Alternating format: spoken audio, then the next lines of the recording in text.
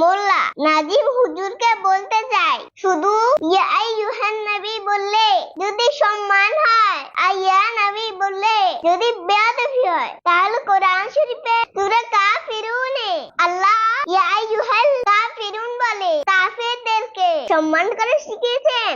আর অপরদিকে সূরা আরাফের 144 নম্বর আয়াতে ইয়া মূসা বলে সূরা মাইদার 110 আর 116 নম্বর আয়াতে ইসকালাল্লাহু ইয়া ঈসা বলে আল্লাহকে ঈসা নবীকে আগের আয়াতে মুসা নবীকে অসম্মান করে আহ্বান করে শিখিয়েছেন। তাছাড়া নাহুর শ্রেষ্ঠ কিতাব শাহে জামির মুনাদার আলোচনা এসেছে ইয়া রাজুল মানি হলো ইয়া আইয়ুহার রাজুল। 180 হিজরি পূর্বে নাহুর কিতাব আল কিতাবু লিসিবে ওয়াইহে দ্বিতীয় খণ্ড 197 পৃষ্ঠায় এসেছে ইজকালা ইয়া রাজুল রামানাহু কামানা ইয়া আইয়ুহার রাজুল। তার মানে বুঝে গেল ইয়া নবী মানে ইয়া আইয়ুহান নবী।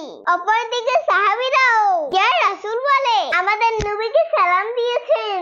বুখারী শরীফের হাদিস 6358 নম্বর হাদিস। সাহাবীরা আল্লাহর নবীকে বললেন উন্না ইয়া রাসূলুল্লাহ হাযা সালামু আলাইকা।